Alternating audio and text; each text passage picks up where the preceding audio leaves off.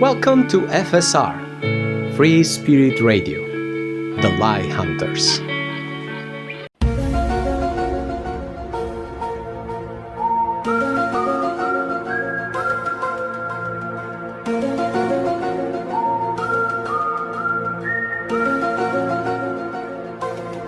The Initiation of Béa, the Path of Awakening. The Forbidden Book opens before you today, not as a mere story, but as a gateway to a reality that many refuse to see. The Initiation of Béa, also known as Kinniku, is much more than a teaching. It is a journey, a passage toward the liberation of the body, mind, and soul. In these chapters, you will discover a profound quest, a physical path rooted in the martial arts of China, Japan, and India, where each movement is a prayer, a force that rises beyond limits. A mental path teaching you to see differently, to break the illusions imposed upon you, to overcome fear, to understand that you do not see reality, but only what you believe is possible. A spiritual path freeing you from the chains of dogma and social constraints, allowing you to reclaim your true nature, your very essence. For the real prison is not made of walls. It is built from limiting beliefs, absurd prohibitions, and a society that dictates what you must think, what you must fear, and even what you must desire. But here we affirm something else. Here we teach the pride of being, the beauty of a free body, and the acceptance of oneself in nature and purity. We teach the connection between the physical and the spiritual, between the power of the body and the infinity of the soul. The freedom of the body, the freedom of being. Man's prison is not only in his thoughts, it is also in the shame of his own body. We have been conditioned to hide, to restrict ourselves, to believe that nudity is a weakness, when in truth it is a return to our natural state, a return to our essence. In Kinniku, naturism is a passage to true freedom. To be naked without shame, to be naked without fear, to be naked with pride. Not to please, not to seduce, but to reclaim one's own being. For how can one claim to be free if one fears oneself? We teach the pride of being in harmony with one's body, connected to the elements, the wind, the sun, the water, to feel free of all artifice, detached from the dictates of society, to understand that true freedom begins where imposed prohibitions fall. We are not machines covered in fabric. We are living beings made of flesh, breath, and energy. We advocate for a rediscovery of the body, a total acceptance of oneself, a path to authenticity where there is nothing left to hide, where one is finally true. This story is not fiction. It is a true story. The story of the one who lived it and now offers it to you, not to be admired, but to inspire you. Join the path. We are not here to sell a dream. We are here to awaken those who want to awaken, to help those who, in silence, are searching for the key to their own evolution. If these teachings resonate with you, then take action. Engage in this adventure by leaving your comments, thoughts, and questions. Share this knowledge by spreading this video. Support this work by helping our project on Patreon, link in the description. We believe in free knowledge, mutual aid, and a humanity that evolves together. But the world will not change if everyone remains passive. We must dare to reject the chains. We must dare to say no to constraints so that we can say yes to life. If you wish to ask questions, you can contact the author directly on WhatsApp or Telegram, number in the description. He never takes direct calls, but carefully listens to every voice message and will respond to each one. Dare to begin the initiation. It is time to break mental barriers, to fully embrace your existence, to reclaim your strength, your freedom, your light. Be one with yourself, be free, be proud. And now, step into the adventures of Igi and Béa. The journey begins. The Initiation of Béatrice, Chapter 4, Act 7. Echoes of Ardesh lessons in simplicity and connection. Béa, a dreamy smile on her face, gently strokes Rainbow, who stretches languidly at her feet. You know, Igi, I love listening to your stories about the Shaolin monastery. It's incredible. It's as if I were there, as if I could see Mike right in front of me. It's so vivid when you talk about it. I feel like I can smell the highland air and hear the bagpipes in the distance. Igi, touched by her words, nods slightly with a humble smile. It was a different time, another chapter of my life, far from here, Béa. But those memories always stay with me, and I'm happy to share them with you. Béa continues, her eyes sparkling with enthusiasm. It's fascinating to hear all that you've experienced. But here, in the Ardèche, you seem so present, so grounded. Igi replies softly, You see, Béa, when I used to travel frequently between France and Scotland to reach the Shaolin monastery, I often hitchhiked. It allowed me to meet incredibly kind people, generous souls who turned my journeys into genuine human adventures. Today, with my own car, I feel indebted to that experience. So, whenever I see a hitchhiker who genuinely seems to need help, I stop, invite them home, offer them a meal, a shower, and a bed for the night before driving them to a strategic point to continue their journey. Béa listens intently, stroking Rainbow. She smiles, but her eyes reveal a burning curiosity. And you do this every time. Why such generosity? Igi resumes, his voice calm and steady. A car, Béa, is a tool, but it's mostly a tool for service. Some make it a status symbol or a narcissistic obsession. For me, I use it to teach, to travel between the Ardèche, the Drôme, and the Rhône.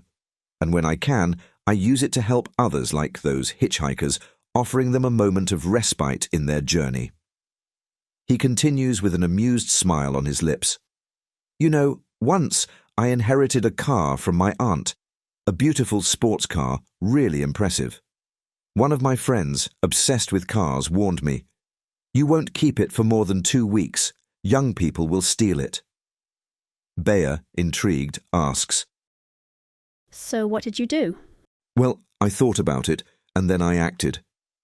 I went up to the car, and in front of his horrified eyes, I gave the door a good kick, then another to the fender, and then one more on the other side. Béa bursts out laughing.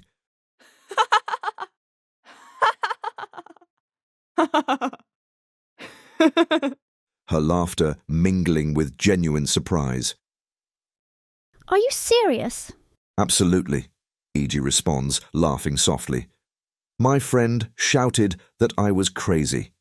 He couldn't understand why I'd damaged such a perfect car, but I explained to him, to me, a car is just a tool to get from point A to point B. Nothing more. With a dented body, no one would steal it. And it freed me from unnecessary attachment. You know, Béa, a lot of people know exactly what type of oil to put in their car engines, but they have no idea what they're putting into their own bodies. They care for their cars, a temporary object, but neglect their health, which is essential for their entire life. Béa nods thoughtfully, stroking Rainbow, who now rests his head on her lap. Igi concludes with a gentle tone of wisdom. When you work at a higher vibrational level, Béa, problems that seem unsolvable to most become simple puzzles, almost amusing. That's the power of elevated vibrations, seeing things from above, understanding what others cannot perceive, and finding solutions where they see only dead ends. Béa, lost in thought, murmurs, And you, Igi, you're truly different. The Initiation of Béatrice, Chapter 4, Act 8. Béa gazes at me with fascination, her eyes shining with admiration. Captivated by my stories, she exclaims, When you talk about the monastery, Igi, I feel like I'm there, Like, I can see Mike and that temple in the heart of the Scottish mountains. You tell it so vividly. I smile softly, drawn into my own memories. The past and the present seem to intertwine in a suspended moment. Wherever I go, Béa, I carry the Shaolin school and Karate Do Shotokai with me. Wherever I am, the monastery is. Wherever I am, the dojo is too. Béa looks at me curiously, a playful glint in her eyes. So, at the Shaolin monastery, did you have to do the stone trial? Like in Kung Fu with David Carradine. You know, that moment when the student has to snatch a stone from the master's hand? I can't help but smile at her question. Lend me your scarf, Béa, will you? Tie it tightly over my eyes. I want to show you something. She complies carefully. Then I hold out my open hand to her. Pick up a small stone and place it in my palm. Béa hesitates for a moment, then delicately places the stone in my hand. Now, try to take it as quickly as you can. She lunges, trying to grab the stone, but my hand closes instantly. Each attempt meets the impenetrable barrier of my closed fingers, like an invisible vice. I don't understand. How are you doing this, Igi? It's impossible. You can't see me. I remain calm and murmur. I told you, Béa. Wherever I am, the monastery is. I don't need my eyes to feel your intent. This is the art of taimi, anticipation, and irimi, the perfect sense of timing. I then ask her to open her own hand and place the stone in it. Still blindfolded, I focus. Then, with a swift and precise motion, I snatch the stone before she can close her fingers. She opens her hand, now empty. I open mine, revealing the stone. How? She whispers, her eyes wide. I sense your energy field, Béa. The intention to move, to strike, or to attack causes subtle shifts in energy. I perceive them before you act. I pause to let my words sink in, then continue with gravity. Master Funakoshi Gishen, the teacher of my master Igami Shigeru, had these words engraved on his tomb. 空手に先手なし。 There is no first attack in karate. This means we do not need to initiate aggression. In another's attack lies their own defeat. But this doesn't come from mere physical training. You must elevate your energy, your level of awareness, to perceive what others cannot. Béa, intrigued, asks, So, what do you mean when you talk about knowing yourself and knowing others? I smile and quote an old teaching. If you neither know yourself nor your opponent, you will lose every battle. If you know yourself but not your opponent, you will win half your battles. But if you know yourself and your opponent, you will win all your battles. She reflects, then challenges me. And if your opponent knows himself and knows you perfectly, who wins then? I let a moment of silence linger before answering with serenity. There will be no battle, Béa. Conflict only exists in a low energetic field, fueled by fear, ignorance, or imbalance. To know yourself and understand others is to be at peace. Two beings of full awareness will never fight because aggression would hold no meaning for them.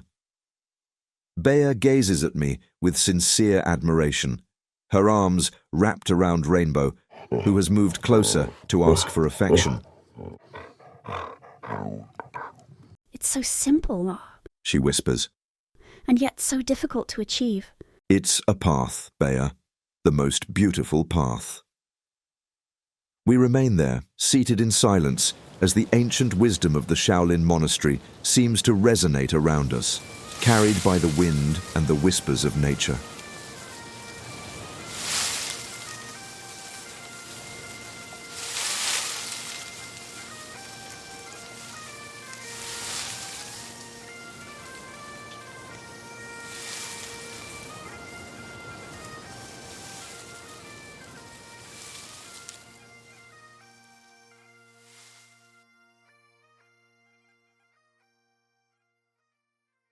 Béatrice's Initiation, Chapter 4, Act 9. I've just finished teaching a class at a Shotokan dojo where I was invited to lead a session. Although I specialize in Shotokai, my second Dan Black Belt in Shotokan allows me to contribute to this style as well. I treasure these moments when the two traditions coexist, offering a rare pedagogical richness. In this dojo, two particularly promising students, Kleber and Kathy, a brother and sister, train under my attentive eye. Their energy and curiosity deeply move me. Their mother, Maris, a woman of rare kindness, has become a dear friend. Béa accompanies me to this dojo for the first time. With her brows slightly furrowed, she observes the differences between the two styles I present, Shotokan and Shotokai.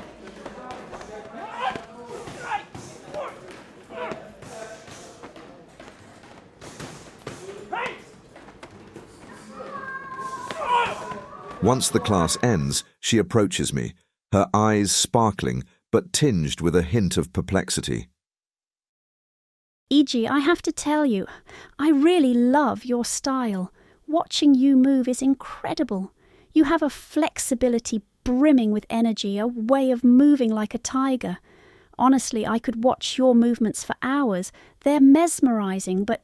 She hesitates, searching for the right words, and then continues. But when I watch others practicing Shotokai, they seem so sluggish, almost without energy. To be honest, I prefer Shotokan. It feels much stronger, more stable, more masculine. Shotokai, on the other hand, seems flexible, yes, but without intent, without impact. No, I definitely prefer Shotokan karate. I smile, amused by her candid assessment, but also by the sincerity of her impressions. I understand your perspective, Béa. Shotokan is indeed impressive. Its strength appears solid and unshakable. But be careful, appearances can be deceiving. What seems strong on the surface can sometimes hide an inner fragility. I invite her to sit with me at the edge of the tatami. Imagine two trees, Béa. One is a sturdy oak, tall and imposing. The other, a weeping willow, more supple and fluid. When heavy snow falls on their branches, what happens? The oak, so strong in appearance, eventually breaks under the weight of the snow. Its rigid branches snap. The willow, on the other hand, bends under the snow, lets it slide off gently, and then returns to its original shape. Béa reflects, intrigued by the metaphor. So, you're saying Shotokai is like the willow? I nod with a smile. Exactly. Shotokai is a practice of flexibility and adaptability. Its fluidity may appear weak, but it conceals an unyielding strength. It's a strength that doesn't resist the wind, but dances with it. In contrast, Shotokan, rigid and imposing, sometimes lacks that adaptability. She looks at me for a long moment, thoughtful, then murmurs, I never saw it that way before. Maybe I still have a lot to learn. I laugh softly, placing a reassuring hand on her shoulder. Don't worry, Béa. What you prefer today may evolve over time. Every style has its lessons, its strengths, and its weaknesses. What matters most is that you align with what you practice. In the silence that follows, Béa watches the students leaving the dojo. Her eyes shine with a renewed curiosity. I can tell she's ready to delve deeper, not just into the techniques, but also the philosophy behind each movement.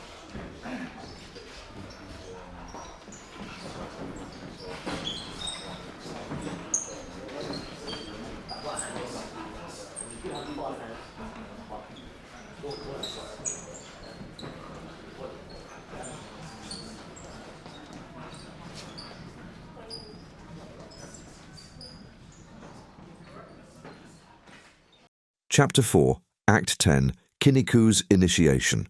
One peaceful afternoon, after an intense series of karate classes in Aubenas and Privas, Béa, now accustomed to our demanding training sessions, confided in me. Igi, I have a special request. With everything I'm learning, I want a new name, a symbol of a new life. I smiled at her and replied, "Very well. But before that, I will teach you a methodology that will transform your body and mind. The 15-15. Curious, Béa tilted her head and asked, What is the 15-15? I took a deep breath before beginning. Here's how it works. For 15 days, we'll go to a gym every day. For 3 hours, you will work on different machines. You'll learn to master them, understand their movements, and determine the maximum weight you can handle on each one. This will be a slow, methodical process, performed in 3 sets of 15 repetitions on each machine, progressively increasing the weights. I paused to capture her attention before continuing. Once these 15 days are over, we'll move on to a completely different phase. For the next 15 days, the sessions will last 1 hour each and be divided into 3 15-minute blocks. She listened attentively, her eyes fixed on my gestures as I explained further. First, 15 minutes of light warm-up at about 50% of your maximum.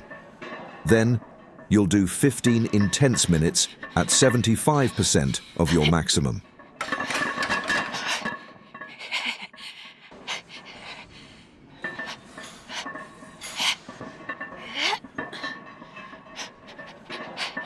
You'll perform 15 movements in 15 seconds, followed by 15 seconds of rest or time to switch machines. You'll repeat this cycle without fail. Finally, you'll take 15 minutes of complete rest before starting the sequence again. 1 hour in the morning, 1 hour in the evening. No more, no less. After this period, you'll take 15 days of complete rest. You'll do nothing, no weightlifting, no intense training, just relaxation to let your body recover and rebuild itself. I saw her absorbing every word, fascinated yet slightly intimidated by the challenge. And after that? She asked. We'll start the cycle again. 15 days of heavy, slow weight training, followed by 15 days of 15-15 training, and then another 15 days of rest. This program will strengthen your body, develop lean, powerful muscles, and burn fat. Then I stood to conclude. If you take on this challenge, you'll earn your new name, Kiniku, which means muscle in Japanese.